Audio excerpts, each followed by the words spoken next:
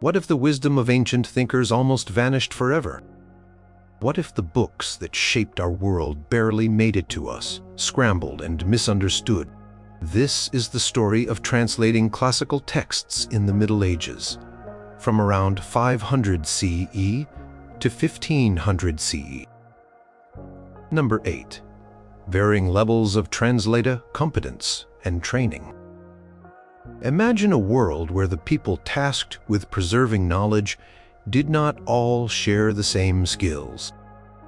This was a very real situation for translators working with classical texts in the Middle Ages. The folks taking on the immense job of moving ancient Greek philosophy, Roman law, and scientific knowledge from one language to another, primarily into Latin or medieval vernaculars, came from wildly different backgrounds and had vastly different levels of education. There was no single standardized university program pumping out top-tier linguists, ready to tackle Aristotle or Plato. Instead, you had a mix of monks scholars connected to cathedral schools, scholars at emerging universities, and sometimes even individuals with personal interest and self-taught abilities. This meant the quality of translation varied tremendously, like comparing a master chef's gourmet meal to a hurried sandwich made by someone who barely knows how to boil water. Some translators were truly brilliant, possessing a deep understanding of multiple languages, not just the classical ones but also Arabic, which served as a crucial bridge for many Greek texts that had been preserved in the Islamic world. Prime example is Gerard of Cremona, a prolific translator working in Toledo in the 12th century. He is credited with translating over 70 works from Arabic into Latin, encompassing a vast array of subjects from astronomy and medicine to mathematics and philosophy. His dedication was legendary, and his translations were often highly regarded for their accuracy and clarity, considering the tools available to him. He was a dedicated scholar who sought out texts and devoted his life to transferring knowledge. His commitment to learning Arabic to access these texts showed a profound level of competence and dedication to training himself for the monumental task. However, Gerard of Cremona was not the norm for every translator, or for every single project. Many translators might have had a decent grasp of Latin, the common language of scholarship in the West, but their Greek could be shaky at best. Latin had endured through the fall of the Western Roman Empire, and its study continued in monastic schools and later in early universities. But Greek knowledge declined sharply in the West after the early Middle Ages, becoming almost non-existent in many regions. So, when a text from Greek needed translating, it often had to go through several linguistic hoops. It might have been translated first into Syriac, then into Arabic, and only then from Arabic into Latin. Each step in this long chain introduced new possibilities for error, and the competence of each individual translator along that chain mattered immensely. A weak link could distort meaning significantly. Consider a scholar in a remote monastery in, say, 10th century France. This scholar might have access to a few ancient manuscripts, perhaps a partial copy of a Roman legal text or a fragment of a philosophical dialogue. Their primary training would likely have been in Latin grammar, rhetoric, and perhaps some theology. Their exposure to Greek would have been minimal, perhaps only a few Greek words or phrases encountered in Latin texts, but not a full command of the language or its complex grammatical structures. When faced with a Greek word that was not directly translatable, or a complex philosophical concept that had no easy Latin equivalent, their limited training could lead to approximation, omission, or outright misinterpretation. They might choose a Latin word that had a related but not identical meaning, subtly shifting the original author's intent. This was not due to malice, but simply a lack of the comprehensive linguistic toolset needed for such an intricate task.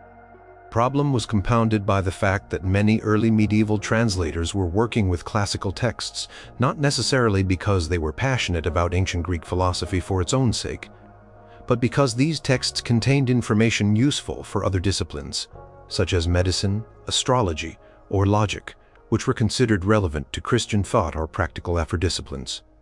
Such as medicine, astrology, or logic.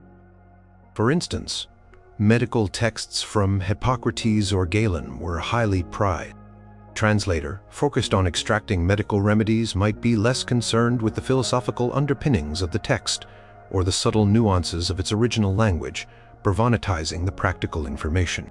This selective approach, driven by their specific needs and limited by their training, often resulted in translations that were functional but lacked the full depth and accuracy of the original. Furthermore, the very act of learning languages in the Middle Ages was different. There were no structured language, immersion programs, or sophisticated pedagogical methods as we know them today. Learning was often through rote memorization, copying texts, and practical application. A translator might learn Greek primarily by comparing known Latin texts to their Greek counterparts, a painstaking process that required immense patience and a keen eye, but which also left room for misidentification if a key word or concept was not immediately obvious.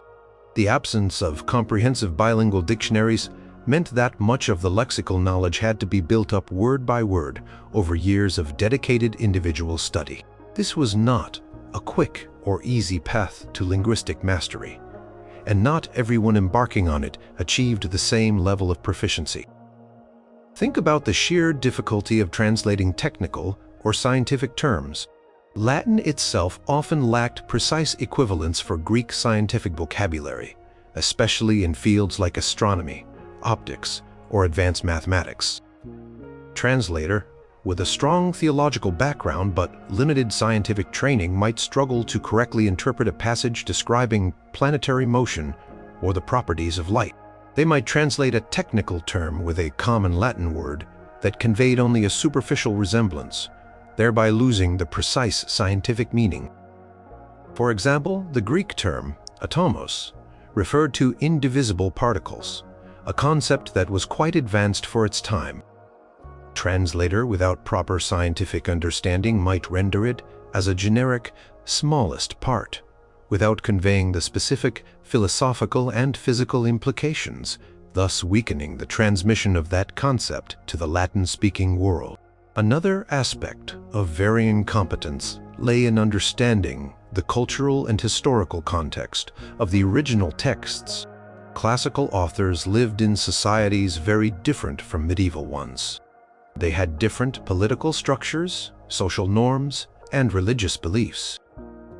A translator who lacked a broad understanding of Roman history or Greek mythology might misinterpret allusions, metaphors, or specific references that were clear to an ancient audience but obscure to a medieval one. For example, references to specific Roman offices, Greek deities, or even mundane daily activities might be rendered awkwardly or incorrectly if the translator did not grasp the underlying context. Their training might not have extended beyond pure linguistic mechanics to encompass a deep historical and cultural immersion, which is vital for truly accurate translation. Consequences of this variability in competence were far-reaching. It meant that multiple translations of the same classical text often existed, sometimes differing significantly in quality and interpretation. A later scholar might encounter several Latin versions of a work by Aristotle, each presenting a slightly different meaning due to the varying skills of the initial translators.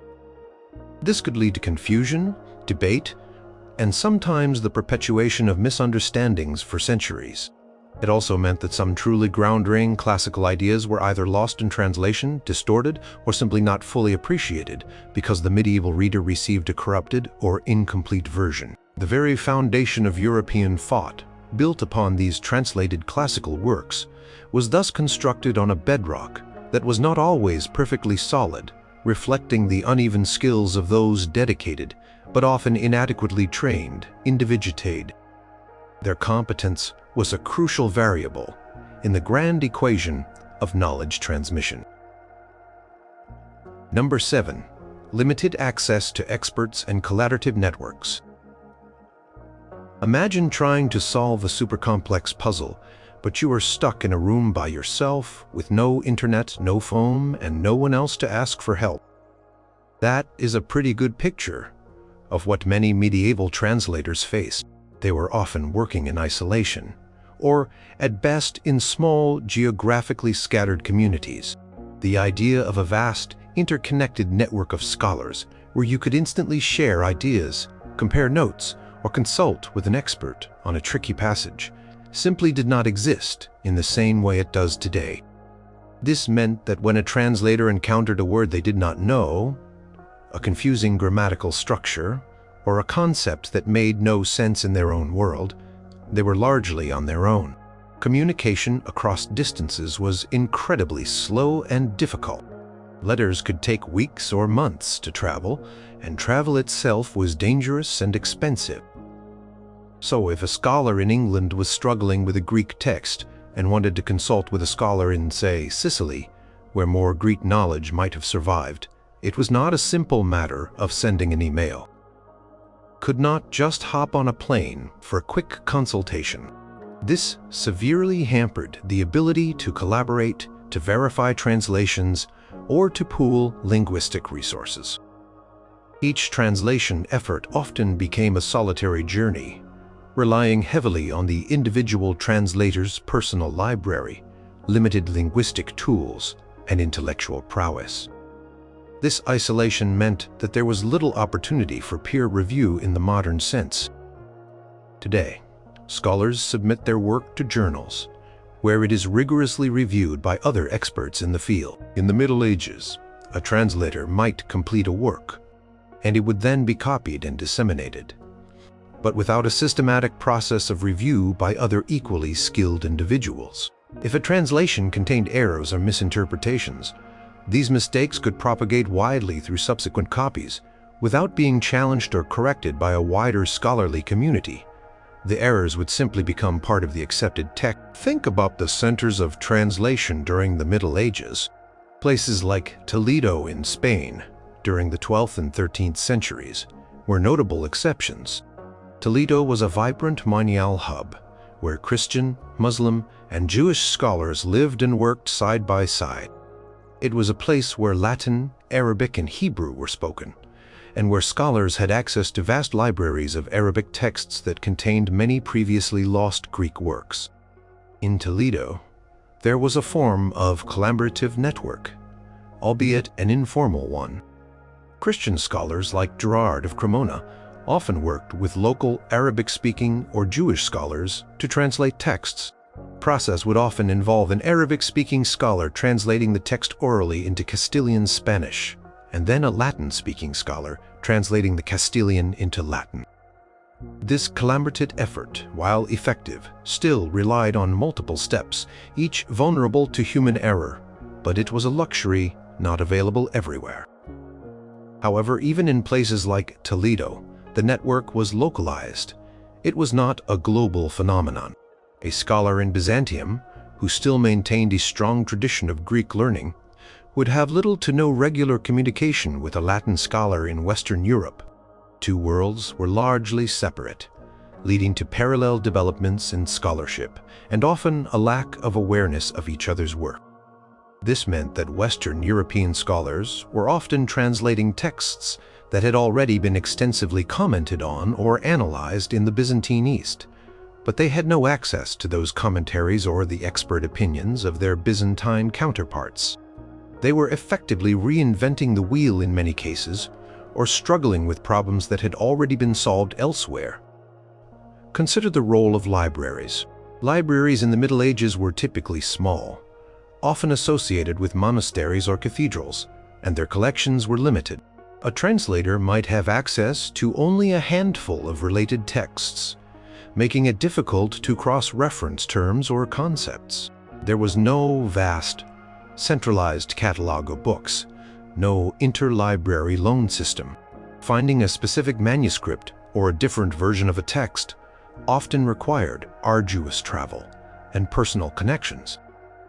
This scarcity of resources meant that a translator could not easily consult multiple versions of a classical text to compare readings or identify potential errors, a common practice for textual criticism. They had to make do with what they had, which was often not much. The lack of specialized experts for every field was also a major hurdle. Classical text might cover philosophy, but also include sections on astronomy, medicine, or music theory. A single translator was expected to be a polymath, knowledgeable in all these diverse fields, in addition to being a master linguist. It was rare to find someone who could truly be an expert in all these areas. If a translator was primarily a philosopher, they might struggle with the nuances of a medical treatise, and there was no resident physician scholar readily available to clarify specific medical terms. They might try their best, but the accuracy could suffer. This isolation also meant that the transmission of knowledge about translation techniques was limited. There were no widespread manuals on translation, no standardized best practices that were widely disseminated. Each translator developed their own approach, often through trial and error. Some might prioritize a very literal word-for-word translation, even if it resulted in awkward or unclear Latin, believing it to be more faithful to the original. Others might take a more interpretive approach, aiming for clarity and readability in Latin, even if it meant diverging slightly from the literal meaning. Without a strong collaborative network, these different approaches were not systematically debated or refined, leading to inconsistencies in the corpus of translated works. The impact of this limited access to experts and networks was profound. It meant that many brilliant classical ideas took longer to penetrate Western thought, or arrived in a form that was less refined and more prone to misunderstanding. It slowed the process of intellectual recovery and innovation. Errors, once introduced, were difficult to detect and correct, as there was no robust system of checks and balances. The intellectual journey of the Middle Ages, while remarkable for its achievements, was also a testament to the immense challenges faced by individual scholars who often had to forge their own paths through the vast and often treacherous landscape of ancient knowledge, largely without the benefit of a guiding hand or a supportive community. Number 6. Scribal errors and transmission issues. Think of a chain of dominoes stretching back hundreds of years. Every time a domino falls, it can knock over the next one perfectly, or it can fall slightly off, causing the next one to wobble or even miss entirely. This is a good way to picture the transmission of classical texts through the Middle Ages. Before printing presses were invented, every single copy of a book had to be made by hand. Monks, scribes, and later professional copyists spent countless hours meticulously copying texts, letter by letter, word by word, page by page. This incredibly labor-intensive process was prone to human error, and these errors accumulated over centuries, creating a minefield for later translators. A common type of error was simple miscopying. A scribe might misread a word, especially if the handwriting of the original manuscript was unclear, or if they were tired, or if the lighting was poor. A common mistake involved words that looked similar, such as hic, here, and hoc, this, or non, not, and nunc, now. A single letter change could completely alter the meaning of a sentence. For example, changing some, I am, to sim, I may be, radically shifts the certainty of a statement. These small, seemingly insignificant errors could stack up over generations of copying. If one scribe introduced an error, every subsequent copy made from that flawed manuscript would perpetuate the mistake and sometimes even add new ones. Another frequent problem was called haplography, where a scribe accidentally skipped a letter, a word, or even an entire line of text because two adjacent words or lines ended or began with similar letters or sequences. The eye would jump from the first instance to the second, omitting everything in between. Conversely, ditography occurred when a scribe accidentally repeated a letter, word, or phrase. These omissions and repetitions could garble the meaning of a passage or make it nonsensical, leaving a translator scratching their head trying to make sense of what seemed to be a logical gap or an unnecessary redundancy. Consider the practicalities of copying. Scribes often worked in scriptoria specialized rooms in monasteries. They would copy texts onto parchment or vellum, which were expensive materials. They would use quill pens and ink, which required careful preparation. The work was monotonous and physically demanding. It is easy to imagine how fatigue, poor eyesight, or a momentary lapse of concentration could lead to errors. A scribe might be copying a Greek text that they did not understand, simply reproducing the shapes of the letters without comprehending the meaning. In such cases, the likelihood of errors increases because they could not rely on context to correct an obvious mistake. They were simply transcribing symbols. The impact of these scribble errors was significant. When a medieval translator received a manuscript to work from, it was rarely a perfect, pristine copy of the original.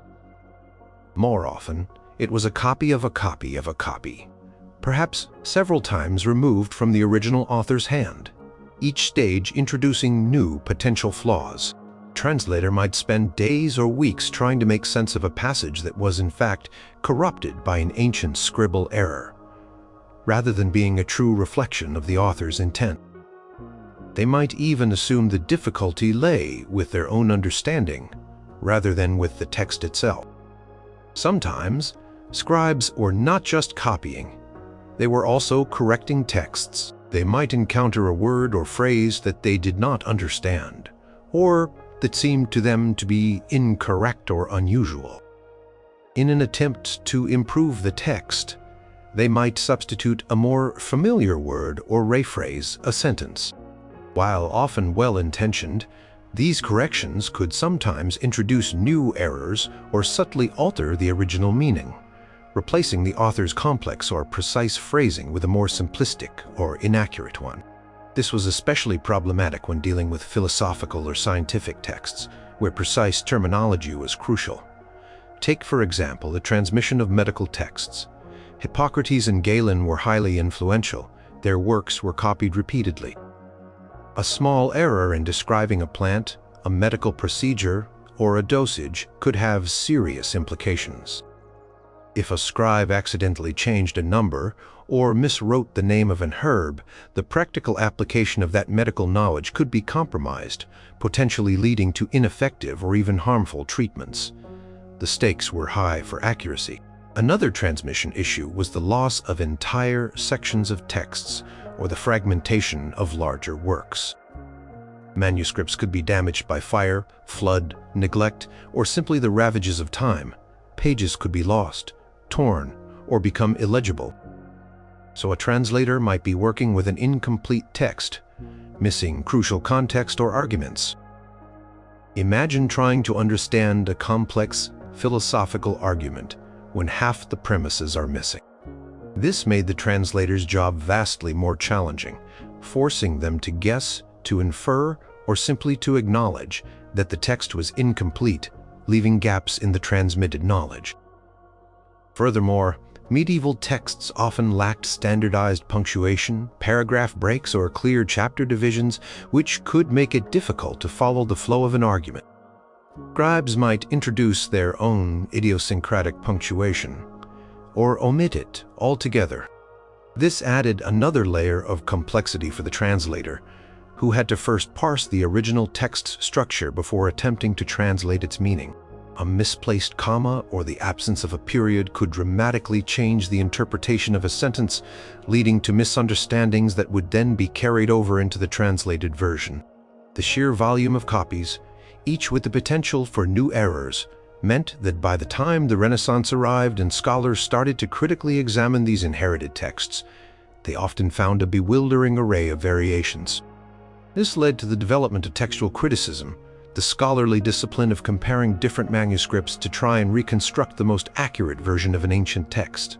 But in the Middle Ages, translators rarely had this luxury. They worked with the manuscripts available to them, errors and all, and their translations thus reflected the imperfections of the transmitted texts.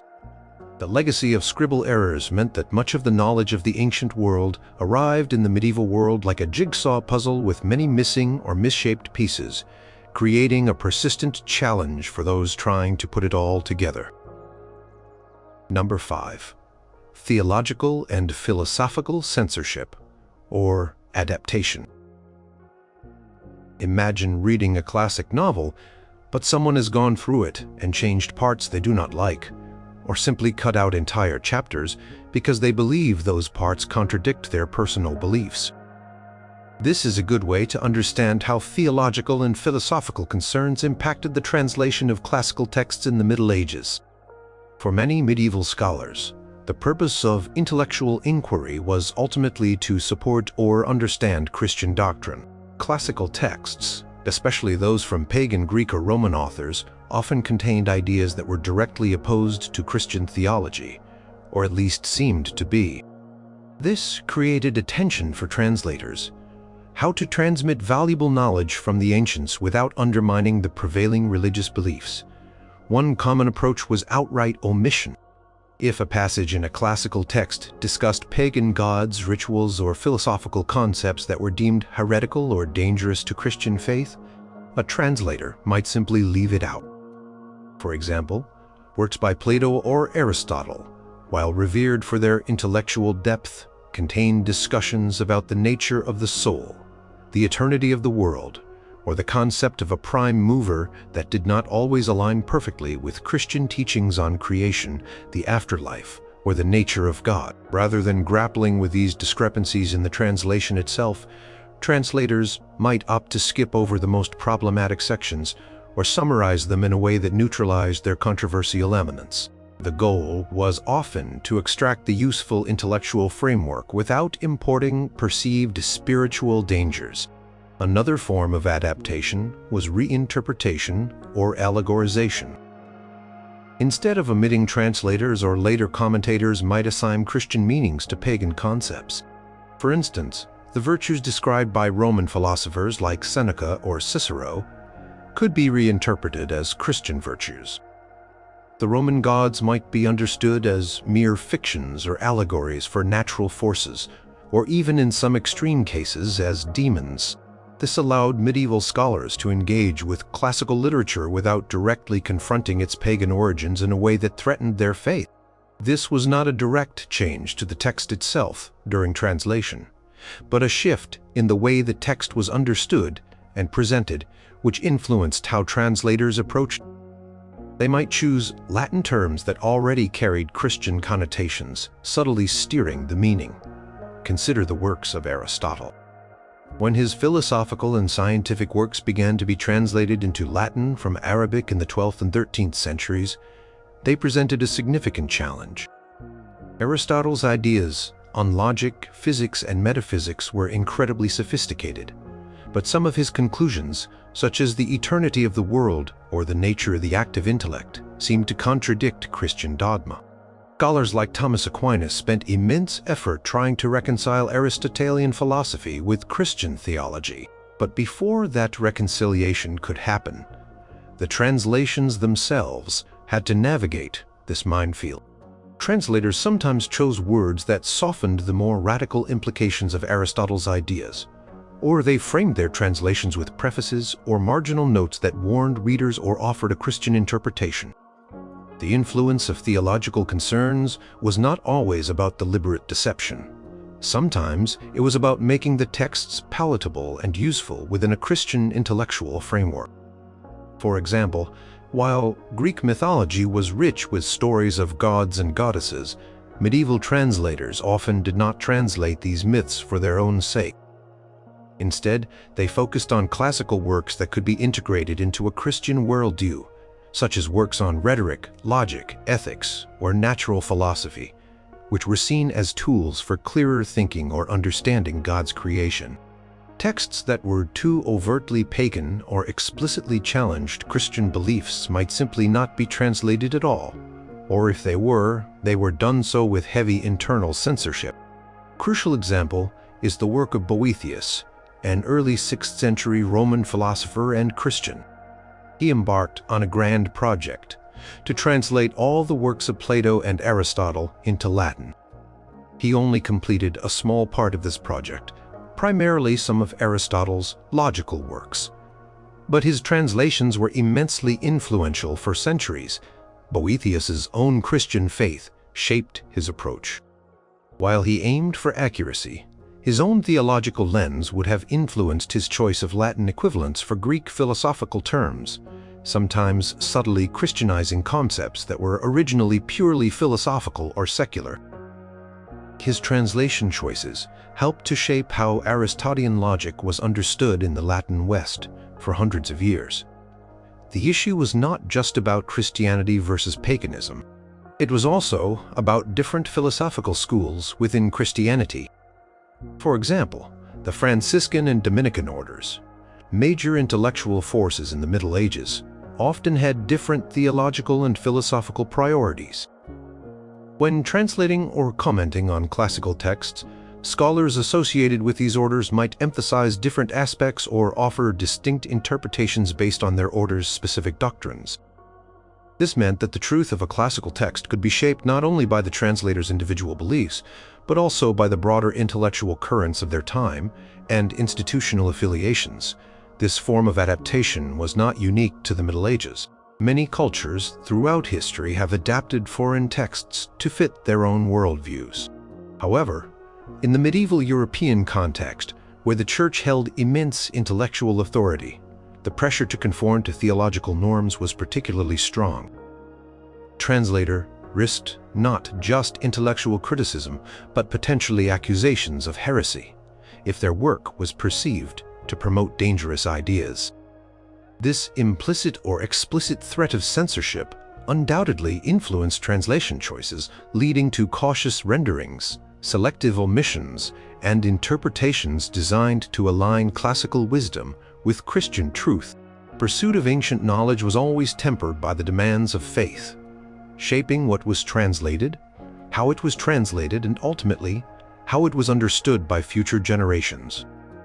The texts were not simply transferred, they were transformed. Number 4. Cultural and contextual gaps. Imagine reading a book from a totally different planet, where their history, their daily life, their jokes, and their political systems are completely alien to you. Even if you knew their language perfectly, you would still struggle to understand what they are really talking about. This is similar to the challenge medieval translators faced when dealing with cultural and contextual gaps between the classical world and their own.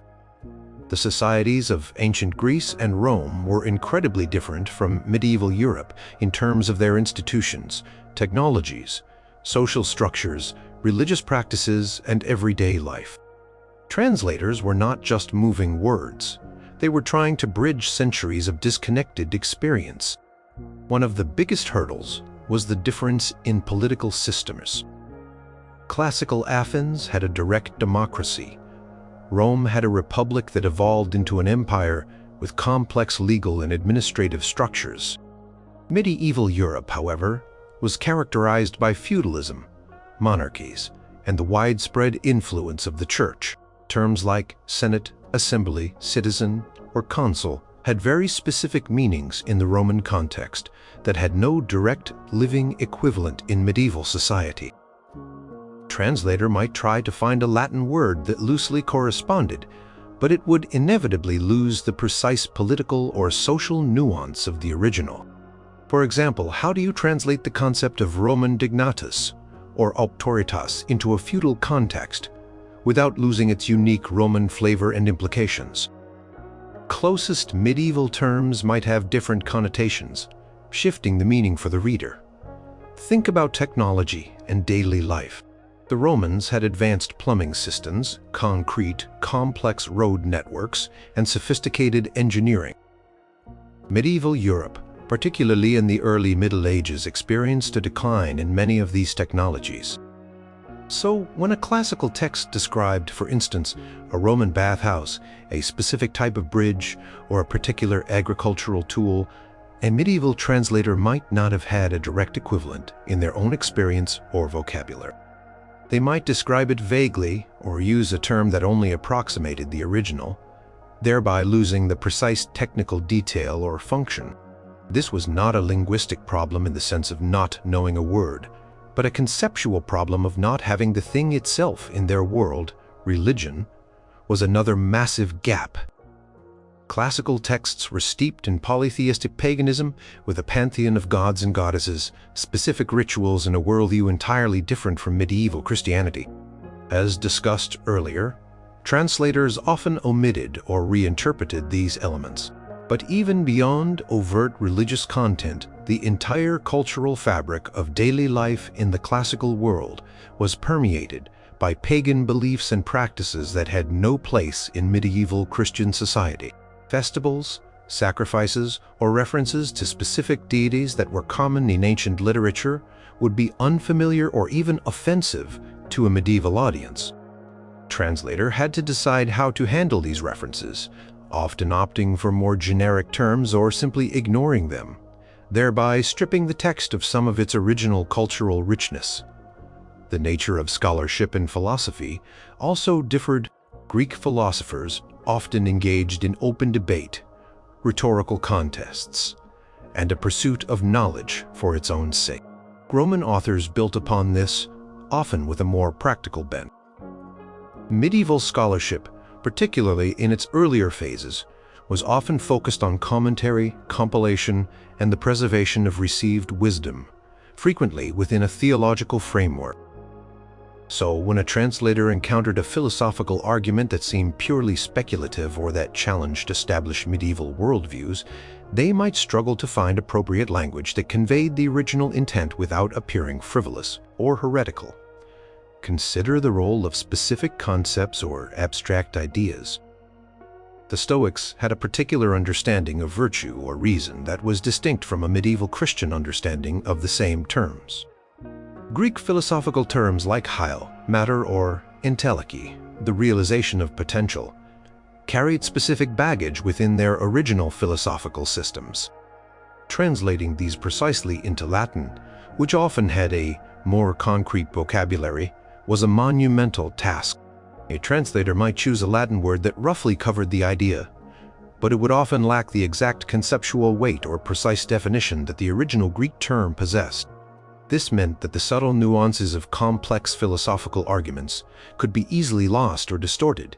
Even more mundane social structures presented challenges. Slavery, for example, was a fundamental part of classical economies and societies with complex legal and social implications. While forms of servitude existed in the Middle Ages, they were different from classical slavery. Describing Roman slavery using medieval terms might not convey the full context and dehumanization inherent in the classical system. Similarly, Roman family structures, gender, roles, and the concept of citizenship were distinct from medieval European norms. These discrepancies meant that even simple descriptions of social interaction could be challenging to translate accurately, as the underlying social reality had shifted so much. Problem was also evident in geographical and historical references. Classical texts referred to places, battles, and historical figures that might be utterly unknown to a medieval reader. While a translator could transliterate names, they could not easily convey the significance of these references without extensive explanatory notes, which were rarely practical. So, a reference to a specific Roman general or a famous Greek city might be rendered accurately in terms of the name, but its historical weight or cultural importance would be lost on the medieval audience. The translator was essentially presenting a map without a legend, relying on the reader to fill in vast blanks. Ultimately, these cultural and contextual gaps meant that medieval translations were not just linguistic transfers. They were also acts of cultural interpretation. Translators had to make choices about how to present ancient ideas to a fundamentally different audience, often with limited resources to explain the nuances of the original context. The resulting translations, while invaluable for preserving knowledge, inevitably presented a filtered and adapted version of the classical world, one seen through the lens of medieval experience and priorities, often simplifying, omitting, or reinterpreting elements that simply did not fit into their own understanding of the world. This made the retrieval of ancient wisdom a deeply challenging and often incomplete process. Number 3. Linguistic differences and idioms. Imagine trying to speak backwards, while also using only words that start with the letter P. That might be a bit like the struggle medieval translators faced. When grappling with the fundamental linguistic differences between classical languages, particularly Greek and Latin, and the medieval languages into which they were being translated, it was not just about knowing individual words. It was about entire ways of structuring thought, expressing ideas, and using language. These deep-seated differences, especially concerning idioms and grammatical structures, made accurate and fluid translation incredibly difficult. Classical Greek, for instance, is highly inflected. This means that words change their endings, suffixes, to show their grammatical function in a sentence, rather than relying heavily on word order like English or even medieval Latin. The order of words in Greek can be quite flexible, allowing for emphasis and stylistic flair, whereas medieval Latin, and especially vernaculars, tended to be more rigid. A Greek sentence could place the verb at the beginning, middle, or end and still be grammatically correct, relying on case endings to convey meaning. A medieval Latin translator trying to preserve this flexibility might end up with an awkward or unclear sentence in Latin, because Latin, while also inflected, had its own preferred word orders. If they rearranged the Greek to fit Latin norms, they might lose some of the original author's emphasis or stylistic intent. Idioms were a massive headache. An idiom is a phrase whose meaning cannot be understood from the ordinary meaning of its individual words. For example, in English, kick the bucket means to die. If you translated that literally into another language, it would make no sense. Classical Greek and Latin were full of such expressions, metaphors and proverbial sayings that were perfectly clear to an ancient speaker, but utterly bewildering to a medieval translator, especially if they had no cultural context for the phrase. How do you translate a Roman legal idiom that refers to a specific practice that no longer exists, or a Greek philosophical metaphor that relies on an understanding of their natural world? Translators often had to guess or provide a literal translation that lost the idiomatic meaning, sometimes making the translated text sound nonsensical or simply quaint. Consider the vocabulary itself. Even when a direct word-for-word equivalent seemed to exist, the connotations and range of meanings for a word could differ significantly. A Latin word might have multiple meanings, and choosing the right one for a specific Greek term required a deep understanding of context and nuance. For example, the Greek word logos is notoriously complex, encompassing ideas like word, reason, discourse, account, and divine principle. A medieval translator had to choose a Latin equivalent like verbum or ratio, but neither fully captured the richness of logos in every context, especially in philosophical or theological texts. The choice of a single Latin word could subtly alter the philosophical weight of the original Greek. The issue of verb tenses and aspects was also complex. Greek verbs have a sophisticated system of aspects that convey not just when something happened, past, present, future, but also how it happened, e.g., whether the action was completed, ongoing, or habitual. Latin verb tenses are less nuanced in this regard. A medieval translator trying to render the precise aspect of a Greek verb into Latin might find it impossible to convey the full meaning without resorting to lengthy circumlocutions, which would make the text cumbersome and lose the original's conciseness. Often this meant that some of the subtle, temporal, or durational meanings of the Greek were simply lost in the Latin translation. Syntax, the arrangement of words and phrases to create well-formed sentences, was another major hurdle. Greek, with its flexible word order and complex sentence structures, often used long, convoluted sentences with many subordinate clauses. Medieval Latin tended towards simpler, more direct sentence structures.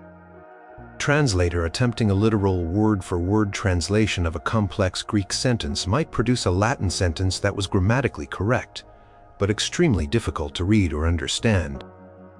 If they broke down the sentence into shorter, more manageable Latin phrases, they risked losing the original author's rhetorical flow or the precise logical connection between ideas. Challenge was particularly acute when translating philosophical or scientific texts, where precision of language is paramount. Terms for abstract concepts, Mathematical operations or natural phenomena might simply not have direct Latin equivalents. Translators had to invent new Latin words, borrow from Greek, transliterate, or use existing Latin words and try to stretch their meaning to fit the new concept. This was not always successful. For example, when translating Euclid's geometry, Latin lacked precise terms for many geometric concepts, forcing translators to create new vocabulary or use descriptive phrases, which sometimes introduced ambiguity. Consider the famous example of Ptolemy's Almagest, a monumental work of astronomy. Translation from Greek into Arabic, and then from Arabic into Latin, involved immense linguistic difficulties. Precise mathematical and astronomical terms had to be rendered accurately across three very different linguistic systems. A small linguistic inaccuracy could lead to significant errors in calculation or understanding of planetary motion, which had real-world implications for astronomy and astrology. Important disciplines in the Middle Ages, the impact of these linguistic differences is significant. It meant that classical texts, even when accurately transmitted, often arrived in the medieval world in a slightly different linguistic guise, with some of their original rhetorical power, philosophical nuance, or poetic beauty diminished. Translators often had to make difficult compromises between literal accuracy and intelligibility in the target language. The resulting translations were sometimes clunky, hard to read, or subtly altered the original meaning, simply because the linguistic tools available could not perfectly bridge the chasm between the ancient and medieval ways of speaking and thinking. Problem was not a lack of effort, but an inherent obstacle in the very nature of language itself. Number 2. Lack of lexical resources, dictionaries, and glossaries. Imagine trying to learn a new language, but you have no dictionary, no app, and no native speaker to ask. You are given a massive book in this unknown language, and your task is to translate it. This pretty much sums up the plight of medieval translators when it came to lexical resources. There were no comprehensive, multi-volume dictionaries covering all the words in classical Greek or Latin, let alone bilingual dictionaries that would allow a translator to easily look up an unfamiliar word and find its precise equivalent in the target language. This absence of systematic lexical aids made the already monumental task of translation exponentiation. What did they have? They had glossaries. These were small lists of words, often found written in the margins of manuscripts or compiled as short independent texts. A glossary might contain a list of difficult or unusual words from a specific text, with a brief explanation or a single Latin equivalent. For instance, a scribe copying a Latin text might add a Greek word with its Latin translation, or a rare Latin word with a more common Latin synonym. These glossaries were often incomplete, inconsistent, and highly specialized, covering only a tiny fraction of the vocabulary a translator would encounter in a complex classical text. They were like finding a few scattered index cards in a massive library, rather than a full catalog. Translators also relied heavily on their own reading and memory. As they read more classical texts, they would gradually build up their own mental lexicon. They would learn words from context, inferring meaning from the surrounding sentences. This was a painstaking process, slow and prone to error. If a word appeared only once in a text or in a very ambiguous context, it could be incredibly difficult to ascertain its precise meaning. They might have to guess or rely on a previous partial understanding from another text, which might not be entirely accurate for the current context. The absence of a standardized dictionary meant that there was no authoritative reference point for word meanings. Different scholars might have different understandings of what a particular classical word meant, leading to inconsistencies across different translations. If one translator rendered a specific Greek term as substantia and another as essentia in Latin, even though both might be plausible, it could lead to different philosophical interpretations down the line. There was no Webster's or Oxford English Dictionary, to settle disputes or provide a common standard. Consider the challenge of translating technical or scientific vocabulary. Ancient Greek and Roman texts contained highly specialized terms for subjects like medicine, astronomy, mathematics, or philosophy. These terms often had precise definitions within their respective disciplines. Without a specialized dictionary of, say, Greek medical terms and their Latin equivalents, a translator would have to work incredibly hard to figure out the meaning of each technical word. They might have to compare the text with other known works in the same field, hoping to find the word in a more easily understandable context, or rely on existing commentaries that might explain the term. This was time-consuming and often yielded uncertain results. The situation was even more dire for Greek texts. Especially in the early and central Middle Ages in Western Europe, knowledge of Greek had significantly declined. Few scholars had a strong command of the language. So, when Greek texts arrived, often via Arabic translations, the Latin translators were essentially trying to decipher them with very limited linguistic tools. They would often have to rely on bilingual Arabic-Latin speakers, who might themselves be working with imperfect Arabic versions of the Greek original. This multi-stage translation process, compounded by the lack of dictionaries, created multiple points of failure for lexical accuracy. Sometimes, translators would create their own ad hoc glossaries as they worked through a text, noting down unfamiliar words and their proposed equivalents. These personal glossaries might be passed down, but they were not systematically compiled or widely distributed. They were more like private notebooks than public resources. The development of more systematic lexical resources only truly began much later, as scholarly inquiry became more formalized and the need for standardized terminology grew. Think about the sheer volume of new words a translator would encounter. A single philosophical treatise could introduce dozens, if not hundreds, of words with complex, nuanced meanings. Without a quick way to look them up, the translator's progress would be incredibly slow.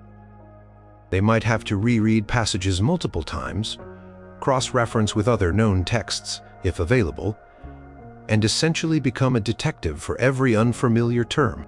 This was not merely tedious, it was a fundamental obstacle to accurate and efficient translation. The consequences of this lexical vacuum were profound. It meant that many translations were either imprecise, contained errors, or were deliberately vague when a precise equivalent could not be found.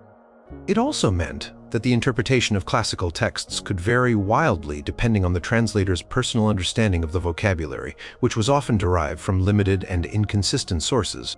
The transmission of knowledge was not a smooth flow, but a fractured stream, with many eddies and dead ends caused by the sheer difficulty of understanding the words themselves.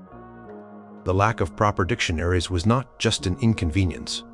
It was a foundational problem that impacted every single word translated, leaving a lasting mark on the medieval understanding of the ancient world. Number 1. Loss of source texts and corruption of surviving copies. Imagine trying to piece together an ancient mystery when half the clues are missing, and the clues you do have are damaged, faded, or written in a messy scribble. This is a very real picture of the ultimate challenge faced by medieval translators: the fundamental scarcity and poor quality of the source texts themselves. Before the age of printing, every book was a unique object, hand-copied, and vulnerable to loss damage and deliberate alteration. The classical world produced an incredible amount of literature, science, and philosophy, but only a tiny fraction of it survived to the Middle Ages, and even that fraction was often in a very sorry state. First, outright loss was a massive problem. The vast libraries of antiquity, like the Library of Alexandria, were destroyed or simply declined over centuries. Countless Greek plays, Roman histories, philosophical treatises, and scientific works simply vanished. We know of their existence only through references in other surviving texts. For example, we have only a handful of plays by the great Greek tragedians, like Aeschylus, Sophocles, and Euripides, dozens upon dozens of their works are completely lost. Whole genres of literature, like early Greek lyric poetry, survive only in fragments. Medieval translators could not translate what no longer existed.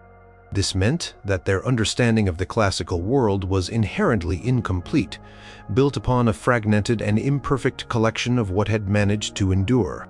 Even the texts that did survive were often in poor condition.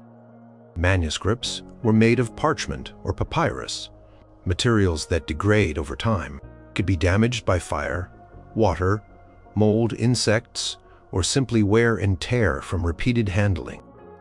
Pages could become brittle, ink could fade, or sections could be torn or lost.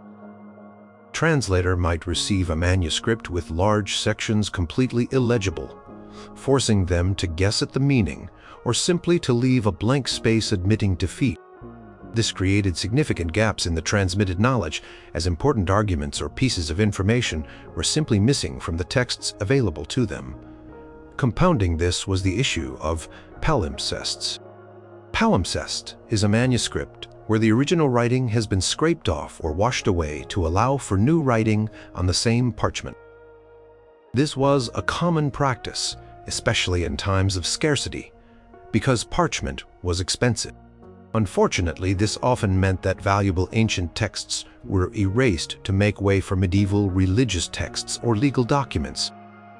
While modern scientific techniques can sometimes recover the original text under the new writing, medieval translators had no such capability.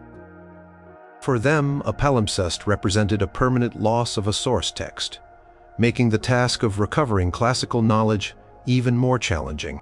Furthermore, the process of copying itself, as mentioned earlier, introduced errors, but sometimes these errors were more significant than simple misspellings. Scribes, especially if they did not understand the language or content they were copying, could introduce major garbles. A scribe might misinterpret a Roman numeral, changing a date significantly, or misread a proper name, confusing historical figures.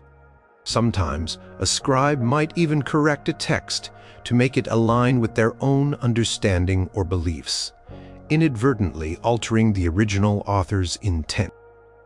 These deliberate or accidental alterations, while well-intentioned, corrupted the integrity of the source texts available for translation.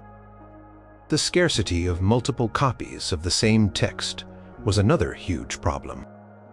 Today, if a scholarly text has a confusing passage, you can often consult multiple editions, comparing different manuscripts to find the most accurate reading.